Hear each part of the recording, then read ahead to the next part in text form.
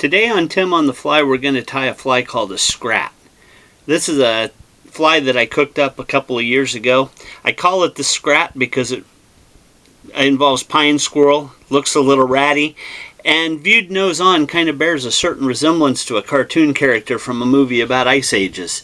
But anyway, what it really amounts to being is just a kind of downsized streamer of the zonker type variety. I use the pine squirrel instead of the rabbit so that I can knock this down to sizes that'll work really well on bluegill, crappie, as well as bigger fish like bass and white bass and hybrids and trout. But essentially this particular fly is very easy to tie, involves very few materials, rides hook up like unlike a lot of the zonker patterns out there, so that it's a lot more snag resistant.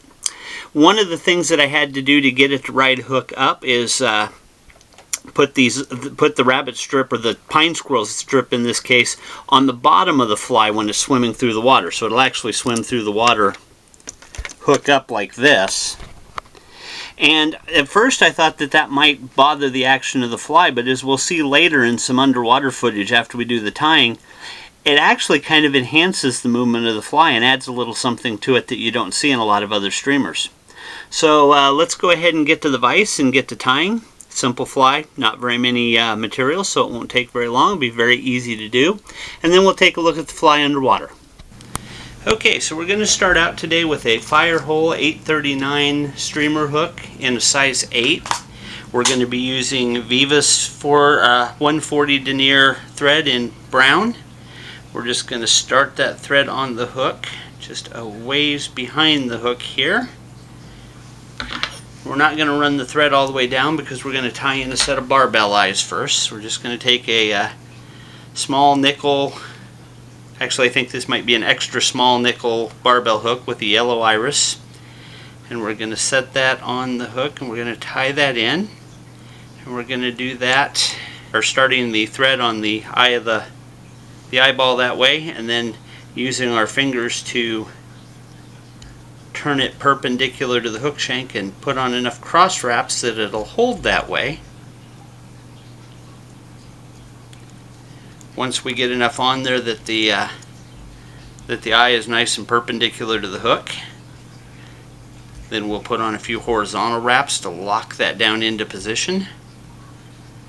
Some people will put on a little super glue at this point, but I think those horizontal wraps do just fine to hold that eye into place. And now we're going to go ahead and run the thread base back to the back of the hook.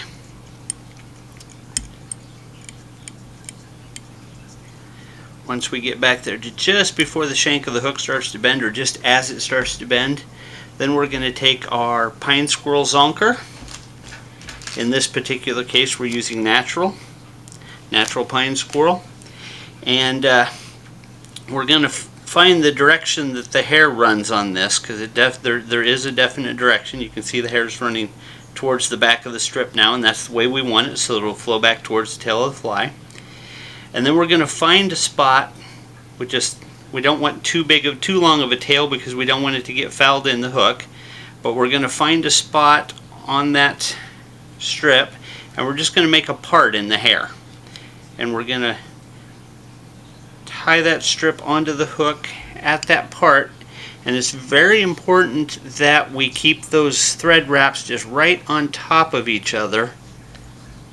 We don't want too much of a spread, and we don't want to keep getting hooked up on the point of the hook either, because what we want to have happen is when we get this fly tied, we want that hair to just flow back over as if there was no tie down point there at all. We want that to be nice and smooth. So we're going to take that strip and we're going to fold it back out of the way for now, because we're not going to need it for a minute. And we're going to take a section of polar chenille. In this case it's going to be UV clear pearl, but you can use any color you want really. We're doing this one with the natural pine squirrel and the pearl, but I've also had good luck with chartreuse. I've had good luck with crawfish orange. Black and chartreuse pearl and black pine squirrel also seems to be a really good color for me. We're just going to lash that on there good and tight back to where we tied in the pine squirrel. And then we're going to run that thread all the way up to the eyes. And then, keeping that pine squirrel out of the way for the moment, we're going to take the polar chenille and we're going to start wrapping it forward in touch wraps, each wrap touching the one before it. And as we do that, we're going to peel these fibers back so that they're going to lay in nice and even. We don't want them to get wrapped down and covered by the next wrap on the hook. So we're just going to keep peeling those back, folding those back over what we've already done so that that's going to be nice and bushy as we go.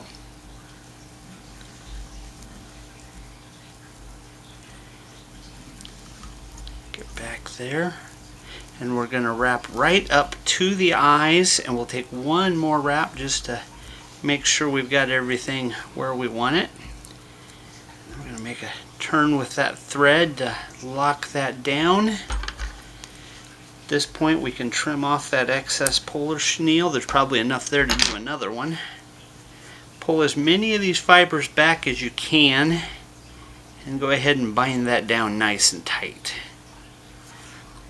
And then what we're going to do is we're going to kind of comb everything down from the top so that we've got that flat, and then we're going to pull this pine squirrel up over the top of that, and we're going to find another part in that hair. We're going to make another part in that hair just right behind the eyes, just like that.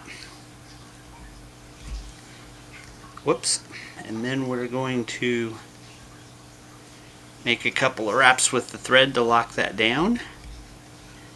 And we want that again to be, we don't want a ton of thread there because we want that hair to fold right back over across just nice and naturally. Then we're going to do the same thing. Going to find another part in the hair in front and wrap that down.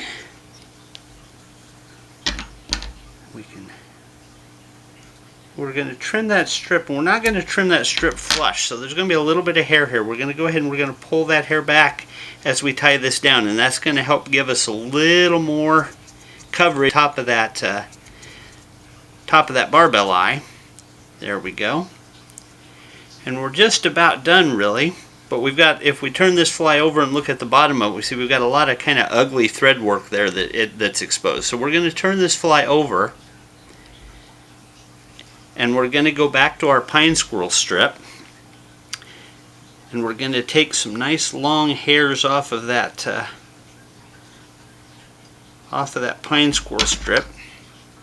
Not a lot, just a good little bunch, something about like that. And we're just going to lay that right in there and tie that in to cover a lot of that thread work so that the underside of the eye looks a lot neater. Try not to get that top part tied in there with it. Get that lashed down good. We can trim out what we don't need here. And making sure we don't get the stuff from the other side wrapped down either. We're just going to go ahead and finish off that head, making sure that we've got all of those little fuzzy bits tied down good. Looks like we got a little piece of tinsel there from the polar chenille that we can also get out. Then we're just going to throw a real quick whip finish on that fly.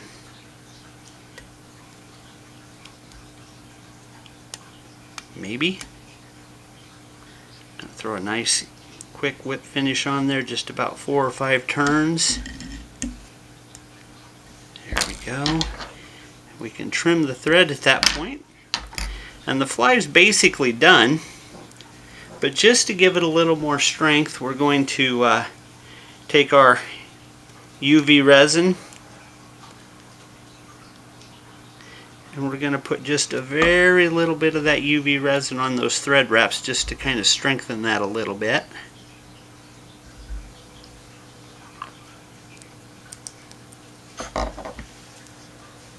And we're going to hit that with the UV lamp. Doesn't take very long, just a few seconds. looks like we've got a couple of hairs there that we got with the UV resin, so we're going to get them out of there. And there we go, we have our finished Scrat. Done and ready to fish.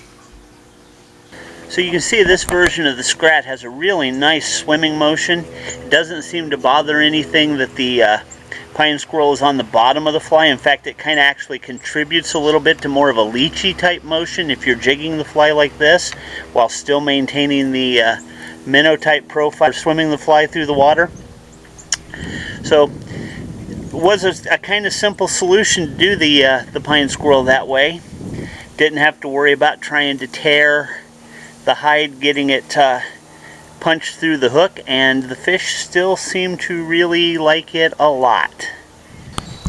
Hi, this is Tim from Tim on the Fly. Hopefully you found this video useful, entertaining, informative. If you did, hit the like button. Also be sure to subscribe to the channel. There'll be lots more coming your way. Until then, tight lines, good fishing, and we'll see you in the next one. Thank you.